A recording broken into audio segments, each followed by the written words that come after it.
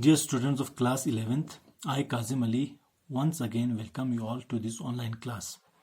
Today we are going to finish the second part of your chapter titled Youth and the Tasks Ahead, written by Karan Singh. In the first part we discussed the various avenues he advises to the youth to take up and to equip themselves for national service. The three which we discussed earlier are the physical, intellectual and the patriotic. Today we are going to take up the spiritual dimension, which is, according to Mr. Karan Singh, the main faculty which distinguishes humans with other life forms. And in this era of deep moral and social crisis, we need to endow ourselves with a new spiritual fervor and become fearless and dynamic, so that ultimately we can overcome our difficulties. Here he exhorts us, here he tells us that he is not speaking of denominational religion, that is, he is not talking of a single religion or religious group, but as a communal whole. Because he says that the concept of denominational religion is, however inspiring it is, but it is limited, but it is confined. So he says that our free nation has a variety of religion.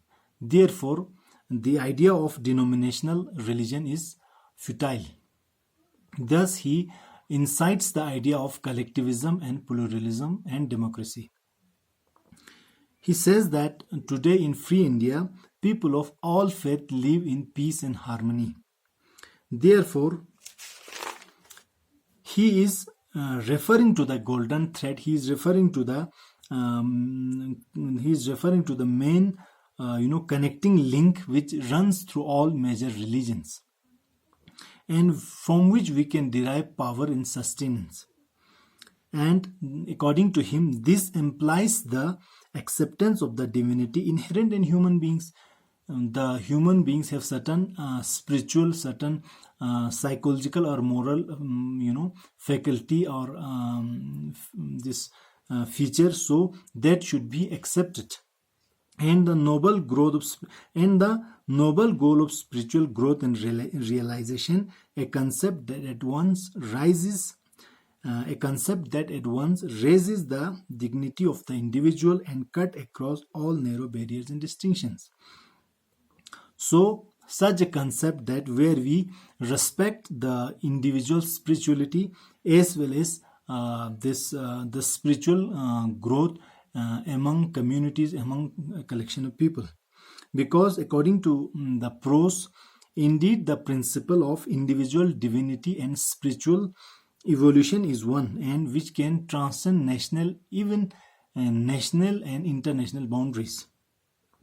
So such a principle only, such a thought only, such a philosophy only can encourage us to fight for the freedom and integrity of our nation with an unprecedented, undying valor.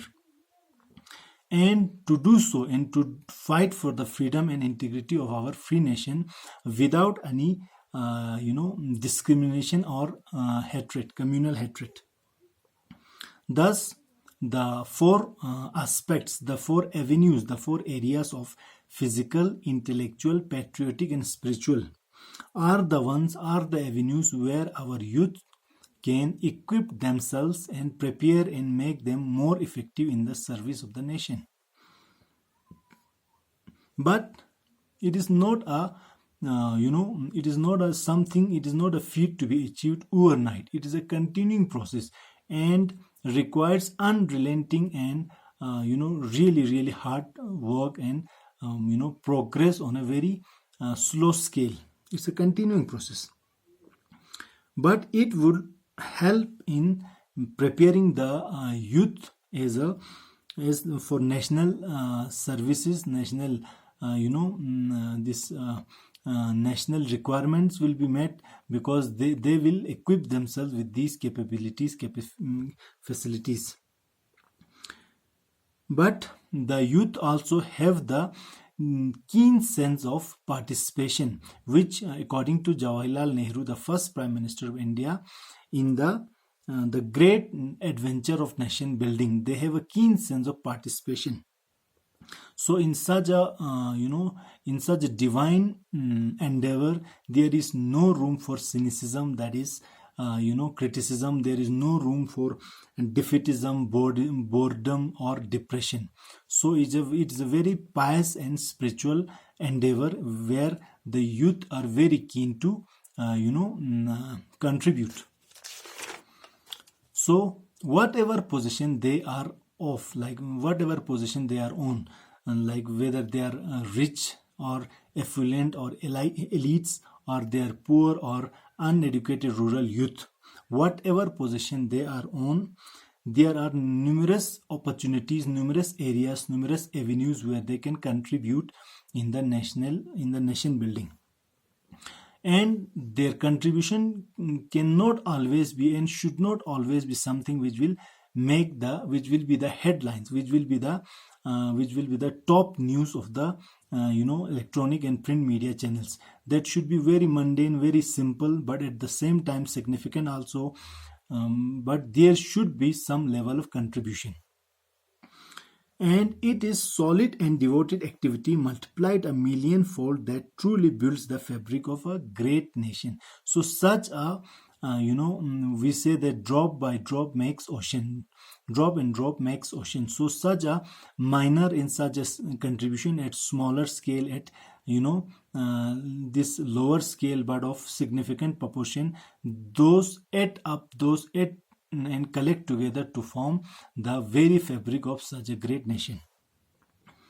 But the important question here is of opportunity, and to provide the youth opportunity to let them do what they have ambitions for the country. And it's such a crucial juncture because they are fresh from the universities, colleges, they are educated, they are capable, they are energetic, but they are in the search for opportunity and search for a break. So there is so much to be done, so much to be provided for, so much to be cared for in the country. So they should be given the opportunity to do so. Like he gives us many examples, like civil defense, strengthening the rural as well as urban defense areas, setting up of network of nurses, first aid and blood banks, and the welfare of the brave soldiers who sacrifice themselves for the defense of this great nation, and their dependents who are the leftovers, who are the bereaved families of these great souls. These dependents, they need help and comfort, which is another avenue where the youth can contribute. Maintaining communal harmony, which many times in the history of our nation has been jeopardized, that is also an avenue where the youth can contribute. Process of economic development and reconstruction can be speeded up with the contribution of youth. The vast area of poverty and ignorance. We know that India is counted among one of the poorest countries in the world, or a major portion of Indian population are still below poverty line. Similarly, if we talk of literacy, a huge chunk of children today are school dropouts. They are illiterate, they cannot they are left out of the education system.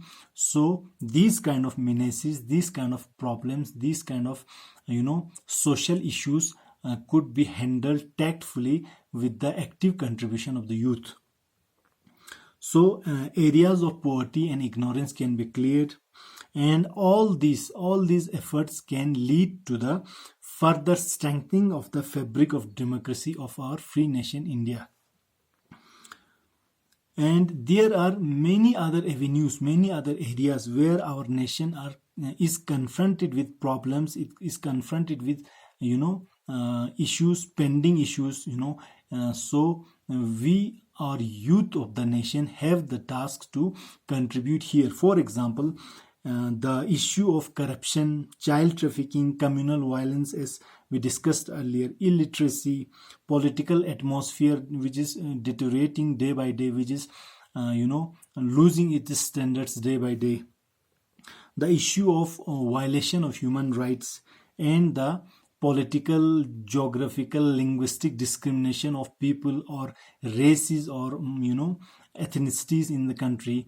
These kind of social, political and economic issues can be handled, can be further solved quickly with the contribution of the youth of the nation. And it is not beyond our imagination, it is not beyond our thinking that we can canvas a vast national youth movement, a collection of youth, a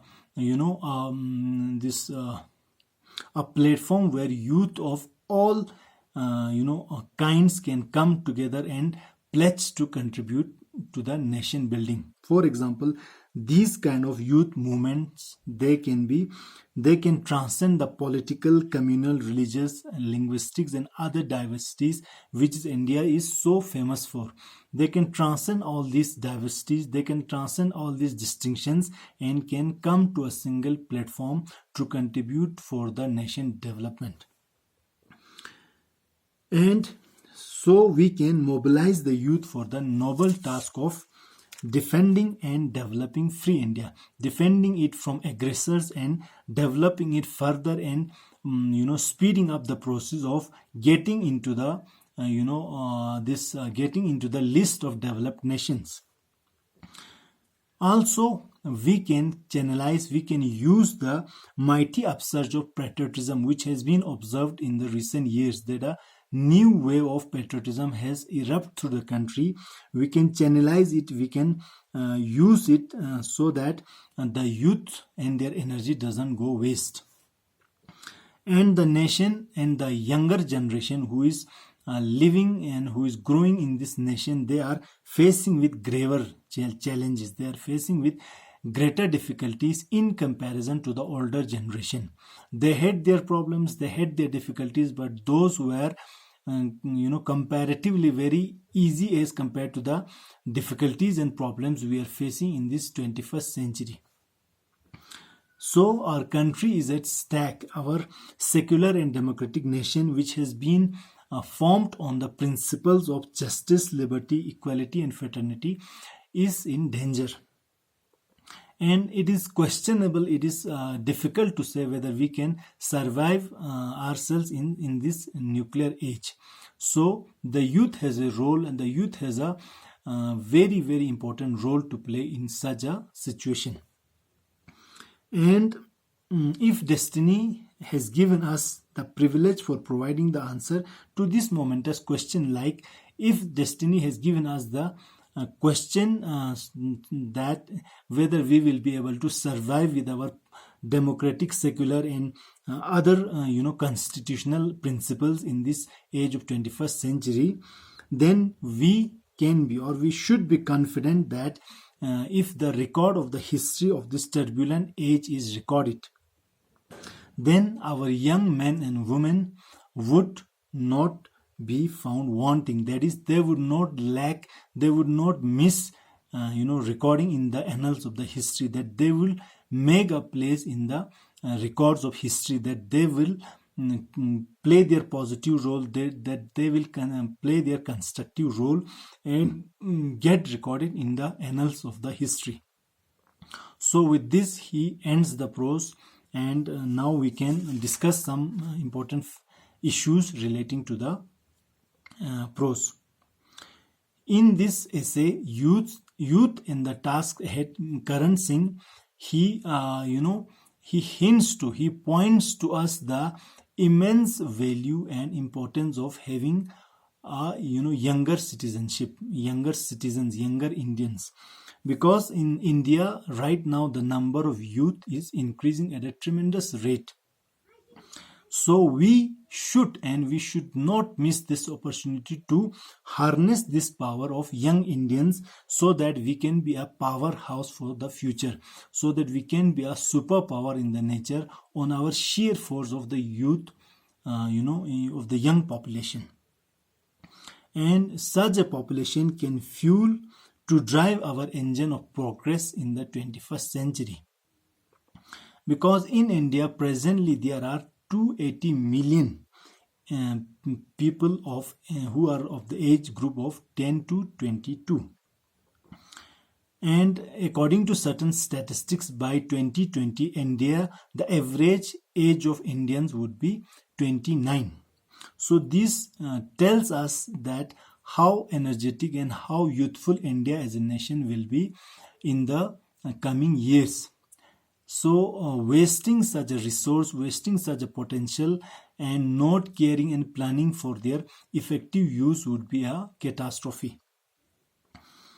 And it is an onus, it is a responsibility on the on the shoulders of the politicians, academicians, thinkers, and other intellectuals, that they should equip this youth with the tools and techniques and knowledge and know-how and other requirements, so that they can be fit, and they can be fit as working class people in this age, in this technologically driven age of 21st century.